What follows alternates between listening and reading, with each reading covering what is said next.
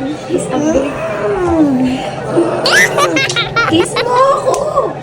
Basim.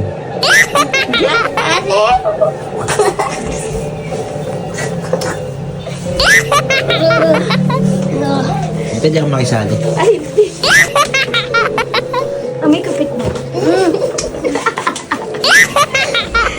Hello mga mommies, kapag talaga nagpapalipad ng saranggola si Kyle, sumasabay na ako para makapag-jogging na nga rin. Ang sarap din kasi talagang magpapawes tuwing hapon. Di na rin pala ako dumudulo ng husto doon. Madilim na nga din ito, kaya naman pinuntahan na nga ako ni Kyle, pati na rin ng daddy niya. Sabi ko nga sa daddy niya, pagod na nga talaga ako, kaya naman ito, pinasan na nga ako habang naglalakad-lakad siya dito. Diyos ko po. Huwag tawa pa nga talaga dito sa amin si Kyle dahil ang dami daw nakakakita sa amin. Pagka-uwi naman namin sa bahay, pagkatapos nga nilang dalawang maligo, nag-uusap na nga sila dito dahil may gusto na naman nga si Kyle, kaya naman itong ang daddy niya ay nilapitan nga siya. Ano na naman Hindi ba yan? palayok yan. Agila yan.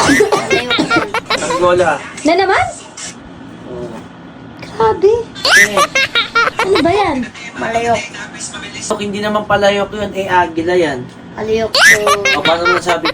May pinapakita na naman kasi si Kyle sa daddy niya na saranggola. I-stress na nga yung daddy niya, paano ba naman kasi miya't miya talaga nagpapakita si Kyle ng saranggola. Ay gusto na naman nga daw siyang gayahin, pero ipapagawa nga ng daddy niya. Kaya naman kinuha nga ng daddy niya yung cellphone niya para nga picturean dito kay Kyle. Pero hindi nga niya sinasabi kay Kyle na papagawa nga siya. Habang busy nga si Kyle sa tabi niya, eto't nag-message na nga yung daddy ni Kyle doon sa pinagagawa namin ng saranggola. Meron nga daw sila dito ipapakita yung style. Pero yung kay Kyle gagawin pa nga lang. Ang una pa nga lang talagang saranggola ni Kyle, dito namin pinagawa yun. Tapos pinakita na rin pala sa amin kung gaano nga kataas yung lipad. And maganda nga talaga siya, kaya naman hindi na nagdalawang isip ulit yung daddy ni Kyle. Diyos ko po. Send na nga rin pala yung daddy ni Kyle dito ng sample. Nasa nga niya yung gusto nga ni Kyle. Yung kinabukasan naman, pinakita na nga sa kanya ng daddy niya yung pinagawa dahil natapos nga daw kaagad. Pinagpuyatan nga daw, tapos nag-message nga sa daddy ni Kyle nung kinaumagahan. Kaya naman mukhang ang natutuwa na talaga dito si Kyle. Wala nga talagang katapusang saranggola to, Diyos ko po. Dati hindi mahilig sa mga ganun si Kyle, pero ngayon nahihilig nga siya. Sabi ko naman sa inyo, kapag may nauusong ganyang mga laro, hindi pwedeng wala siya, tapos hindi pwedeng isa lang ang meron siya. Diyos ko po. Home exercise na nga din pala nito si Kyle, tapos bago nga kami umalis, yung hinubad nga niyang damit, sinabi ko, lagay niya doon sa may banyera. Di naman makatawid dito si Kyle, paano ba naman kasi, nga daw habulin siya ng gansa. Diyos ko po. Kaya naman pabalik-balik nga talaga dito si Kyle. Kaya maya nga, bigla nga talagang tumakbo dyan si Kyle at nagmamadali. Kasama nga ako sa kanilang dalawa, kaya naman ako na nga yung nagbukas ng gate dito. Para nga din makabalik din kami kaagad. Napakadumi pa nga ng ilalim ng stepen ni Kyle, kaya naman ito pinagpag na nga muna ng daddy niya. Ano ba naman kasi miya't miya talaga naglilinis ng e-bike yan? Tatawa nga dito si Kyle, paano ba naman kasi pwede naman daw ulit linisin yun mamaya. Diyos ko po. Usapan na nga pala sila ng daddy niya, dito nga daw siya kakain ng umagahan. Alam niyo na, pag pumupunta kami dito, si Kyle talaga yung may gusto niyan. Diyos ko po. Buti nga, wala masyadong tao, kaya naman nakuha agad ng daddy ni Kyle yung order namin. Hindi talaga dapat kami kakain dito ng daddy ni Kyle, pero ayaw nga pumayag ni Kyle. Tapos pagka-uwi naman sa bahay, baby time na nga muna kami ni Kyle dito. Kung matagal na kayong nanonood sa amin, alam nyo kung ano yung baby time naming tatlo. So, kinalakihan na nga ni Kyle na ang tawag namin sa lambeng ay baby time. Basta, pag may ginagawa nga ako at sila nga lang ng daddy niya, sinasabi sa kanya ng daddy niya, bago sila matulog, baby time na nga muna silang dalawa. Buti nga, kahit malaki na si Kyle, nalalambing pa nga din talaga namin siya ng ganito. Ako, yung ibang bata kasi talaga, ayaw na. Tapos, very sweet pa talaga yan. Lang naman yung ayaw naming maalis sa kanya ng daddy niya. Pagkatapos ngang maligo ni Kyle, ito't gumagawa na naman nga siya ng saranggola. Juice ko po. Ano ba naman kasi akala niya nga hindi siya pinagawa ng daddy niya dahil hindi nga talaga niya alam. Katapos naman niya doon, inayos niya na nga muna dito yung mga jersey niya. Buwan na rin siya dito ng boxer, pati na rin ng sock. Maliligo nga daw ulit siya para daw mamaya, aalis na nga lang siya. Training din kasi talaga ngayon sila Kyle. Nakatuwa nga talaga tong binili ko sa TikTok. Alam niyo ba, ang gamit na gamit talaga namin to. As in, ang lalaki talaga ng ice na nagawa ko dito. Bali, dalawa nga lang talaga yung nilalagay ko dyan sa tumbler ni Kyle, tapos puno ng tubig yan. Pero magugulat nga lang talaga ako dahil pagka uwi niya sa bahay, meron pa din talagang ice. And ang tagal talaga niyang malusaw. Yun lang. Thanks for watching. Bye-bye.